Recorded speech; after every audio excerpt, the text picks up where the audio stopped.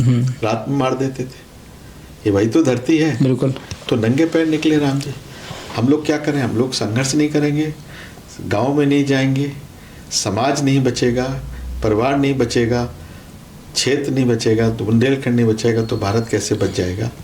अभी मैं अपनी बात को कहना चाहता। अभी मैं अगले दिसंबर में जब उधर से आ रहा था मथुरा से, तो वहाँ एक शंकराचार्य जी हमारे जम्मू कश्मीर से, शारदा पीठ से।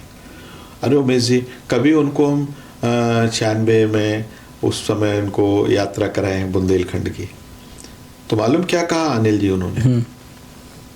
उमेश जी, मैं भारत और दुनिया पूरा घूमा, तो मेरा सम्मान कराना चाहते थे। महाराष्ट्र के गवर्नर आए थे, नहीं सॉरी, वो हिमाचल के, और महाराष्ट्र से शिंदे जी, और मथुरा की सबसे बड़ी यूनिवर्सिटी में मेरा बुंदेलखंड लोक नायक के रूप में, गौ संवर्धन के रूप में, सर्वजन को संगठित करने के रूप में मुझे सम्मान दिया गया। मेरा अश्रुपात हुआ। मैंने पूछा, प्रभु ये क्या? मेरी तो इतनी नहीं थी। कह रहे आप नहीं जानते हो, आज जरूरत है भारत को। उमेश जी, अगर इस देश को अब अगर कोई ज़रूरत है और कोई भूमि है, कोई क्षेत्र है जो बचा सकता है भारत को, तो तुम्हारा बुंदेलखंड है। बुंदेलखंड बड़ा कर दिया। बुंदेलखंड है, अब कहने लगे। तो मैंने कहा, प्रभु बुंदेलखंड में तो कुछ बचा ही नहीं है। बुंदेलखंड तो हमारा लुट गया है। यहाँ तो नेता बनने लोग आते हैं, कोई बुंदेलखंड पर काम ही नहीं कर रहा। काम ही नहीं कर रहा है। तो कह ले नहीं, कुछ भी हो, ये आध्यात्मिक भूमि है, तपोभूमि है। यहीं से नौजवान पैदा होंगे, बुंदेलखंड की धरती से, और देश को बचाने का काम करेंगे, देश को बनाने का काम करेंगे, क्योंकि यही धरती बची है। तो मैं तो बुंदेलखंड की धरती में जन्म लिया है। अनिल जी, सौभाग्यशाली मानता हूँ कि परमात्मा मुझसे जीवन में अच्छे काम कराता रहे, कुछ अच्छा हो जाए। MLA MP बनने का सपना नहीं रहा मेरा सपना तो उस जड़तावादी, उस सामंती मानसिकता को, जो वंचित, शोषित, दलित पीछे पड़ा हुआ है, आज भी अपनी रोजी रोटी के लिए परेशान है, आज भी गरीबी की हालत जी रहा है, हमें कोठी बंगले फार्म हाउस थोड़ी गिनवाना है। सही बात है। तो ये सर्वजन सुखाए पार्टी चाहती है कि सबका सम्मान, सबको लेके मानवता, भाईचारा, जातिवाद से हटके। ये जातिवाद समझ में नहीं आता है, जाति रोटी बेटी तक समझ में आती है, ये सब बढ़ता जा रहा है। और ये बढ़ रहा है। कैसे कम होगा ये होगा। आप जैसे लोग ये संदेश जब जाएंगे, हम लोग जब निकलेंगे, हमारे सैकड़ों कार्यकर्ता, हम लोग सामाजिक एकता अभियान संगठन चलाते हैं, वो भी चला, तो ये सब काम हम लोग करते हैं गांव-गांव में। ऐसी थोड़ी गौ सेवा कर ले रहे हैं। हाँ। ऐसी थोड़ी गांव-गांव में जाते हैं। अभी कब की बात थी, परसों हाँ, ओरछा में, प्रतापपुरा में कथा का आयोजन चल रहा था, अभी वहाँ के हाँ। सरपंच ने कराया, तो वहाँ हमने हाथ उठवाया। तो संकल्प लो पहले, भाई ये कथा तो सुनने आते हो, मगर आपका खुद का क्या संकल्प है? हाँ। बुंदेलखंड के लोगों, हाथ उठा के संकल्प लो, विशन से, मांस मदिरा से, इनसे सबसे बैठना है। कथा कराने से ज़्यादा है अपने घर में गीता भागवत का अध्ययन करिए, अपनी एक गौ माता की सेवा करिए। गाय बचेगी तो गांव बचेगा। सही बात है। गांव बचेगा तो पहला कर्तव्य होना चाहिए पहला, तो फिर क्षेत्र बचेगा, क्षेत्र बचेगा तो बुंदेलखंड, और बुंदेलखंड बचेगा तो भारत बचेगा। तो अब वो उसमें कम से कम 25-50 बच्चे ऐसे थे जो बहुत शराब वगैरह, और मैं उनको ही देख के कर रहा था। अगर तुमने मुझे बुलाया है तो तुम्हें आज कसम खाना पड़ेगी। हाँ। मैं ठाकुर जी के सामने और अपने बच्चे के सामने।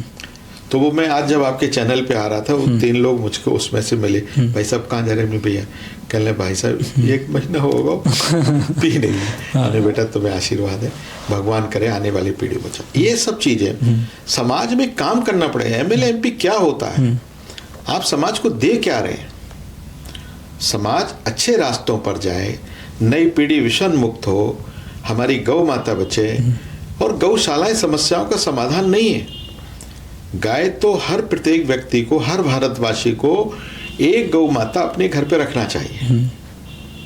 हमारे माता पिता वृद्ध हो गए कि हम छोड़ देंगे? नहीं, बिल्कुल नहीं, नहीं छोड़ेंगे ना। तो हमारी गाय हमको जीवन भर दूध पिलाती, माँ क्या साल पिलाएगी, 2 साल पिलाएगी, वो तो हमको जीवन भर पिलाती। और दूध देना बंद कर दिया तो हमारे लोग उनको निकाल देते हैं, हमारी नहीं है गैया। फिर वो खेतों में घुसती है तो दूसरा भगाता है, तीसरा भगाता है, फिर कहते हैं वो फलाने ले गए। तो दोषी वो नहीं है जो ले जा रहे, दोषी राक्षस नहीं है, उससे बड़े हम हैं, अपन दे रहे हैं, हम कर रहे हैं ना। हाँ। तो ये सब सर्वजन सुखाय पार्टी का उद्देश्य है कि सामाजिक, धार्मिक, आध्यात्मिक रूप से हम नई पीढ़ी को नई दिशा देने का काम करेंगे। और जो भी सरकार की नीतियां हैं, सरकार अच्छे काम करती है, कोई सरकार बैठी हो, हमें उससे कोई नहीं है, सरकार बैठी है, अच्छे काम कर रही है, उसकी प्रशंसा करेंगे।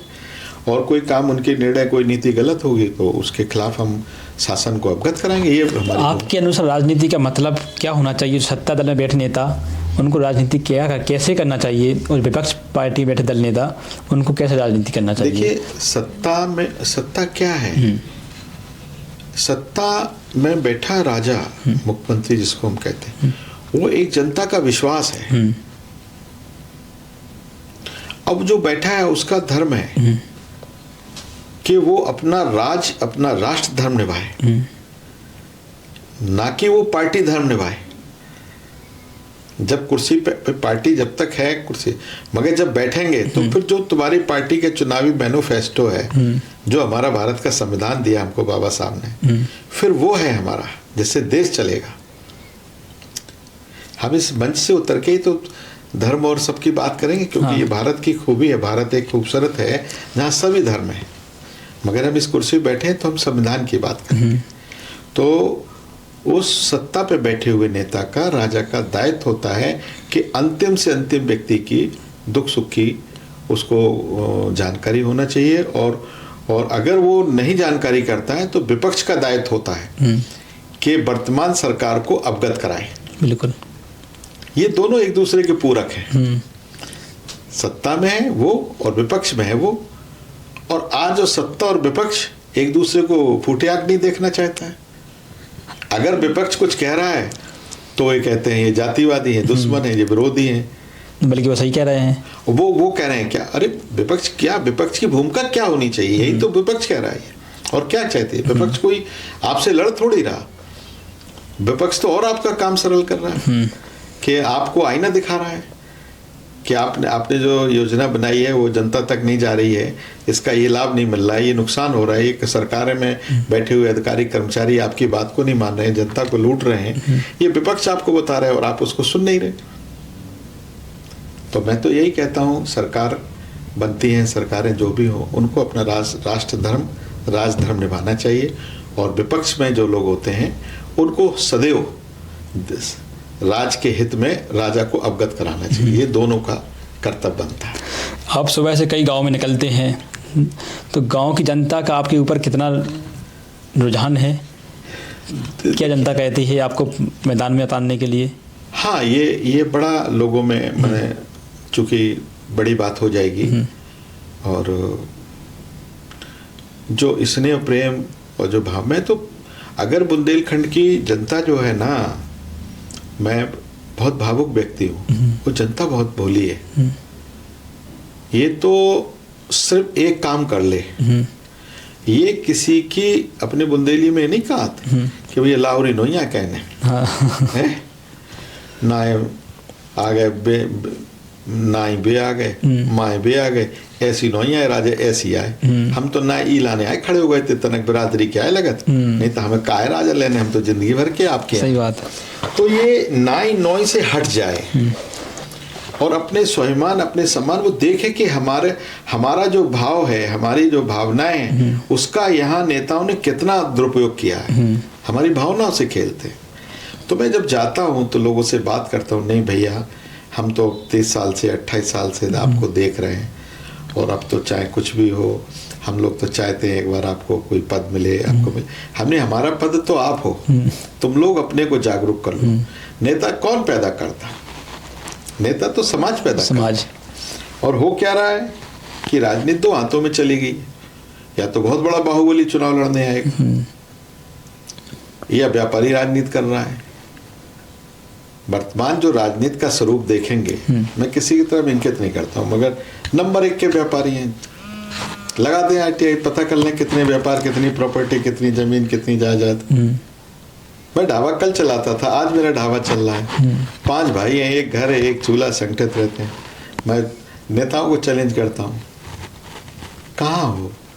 ये महाराज धर्मराज के पास लेके नहीं जाना है।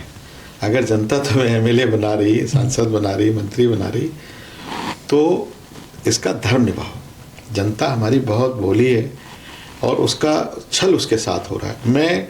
मेरी कोशिश है कि अब ये छल नहीं होने दूंगा, और जनता को मुझे बहुत प्रेम मिल रहा है, बहुत मिल रहा है। वो किसी भी कीमत पे, मुझे विश्वास है कि अब छल नहीं होने देगी वो। अब किसी की लावरी बातों में नहीं आई। पूरा विश्वास किए हैं आप? ऐसा विश्वास मुझे है, और करना भी चाहिए, क्योंकि विश्वास से ही सब कुछ कायम है। हाँ। बहुत सारी चर्चाएं आज इस मंच पर हुई हैं जी। और कुछ अपने आप के बारे में कुछ बताना चाहते जनता को, तो बताएं। बस अनिल जी, आपके न्यू इंडिया चैनल के माध्यम से, और आपका चैनल और आपकी पूरी टीम को मैं बहुत बहुत साधुवाद और भगवान से प्रार्थना करूंगा कि ये चैनल जो राम जी की नगरी से शुरू हुआ है, ये राम राज स्थापित करवाए, है बुंदेलखंड राज बनवाए। और हम लोगों का अब 62-63 प्लस हो रहे हैं। एमएलए एमपी बनने की ज़्यादा लालसाएं नहीं है, मगर एक साफ सुथरी राजनीति को, एक साफ सुथरी छवि को आध्यात्मिक रूप से, और जो धर्म का जो बड़ा इस समय वो चल रहा है, मैं समाज से कहता हूँ, अपील करता हूँ कि हम सनातनी हैं, आप धर्म को मानिए, मगर ये आडंबर, पाखंड, फालतू का ये सब, इस पे प्रतिबंध करिए, इसको रोकिएगा। ये मेरी लोगों से अपनी अपील रहती है। राम राजा हमारे, जहाँ राम राजा हमारे, हम उनकी प्रजा हैं। जहाँ राम राजा बैठा हुआ है, तो हमें उनसे ही सीख लेना चाहिए। हाँ, और क्या, कि प्रभु ने कितने किसके लिए, भगवान साक्षात तो आ नहीं जाएंगे हमारे आपके सामने कि भाई आप बहुत अच्छे आदमी हो। वो तो आपके सामने अच्छे लोग भेज रहे हैं, अच्छे पत्रकार भेज रहे हैं, अच्छे नेता भेजेंगे, अच्छे अधिकारी भेजेंगे। अब आप उनकी कीमत नहीं समझोगे तो परिणाम तो आपको भोगना पड़ेगा। हम तो अपनी बात कह के चले जाएंगे। हाँ। अब आप अगर ये सब व्यापारी और बाहुबली और ये सब नेता तो समाज को पैदा करना चाहिए, उसे देखना चाहिए कि कौन जनसेवक है, कौन क्या है। तो मुझे विश्वास है कि हम लोग बहुत अच्छा अपने पूरे बुंदेलखंड में इसमें निश्चित तौर पर समाज बहुत जागरूक हो गई है। जनता बहुत, जनार्दन जो है उनको मैं कोट प्रणाम करता हूँ, बहुत जागरूक हैं और बदलाव चाहते हैं। तो इस पॉडकास्ट को आज यहाँ समाप्त करते हैं। आपका बहुत बहुत धन्यवाद, कीमती समय दिया आपने जी। जय बुंदेलखंड, जय बुंदेलखंड, जागो बुंदेलखंड, जय राम राजा की, जय गौ माता की। बहुत बहुत धन्यवाद। जय।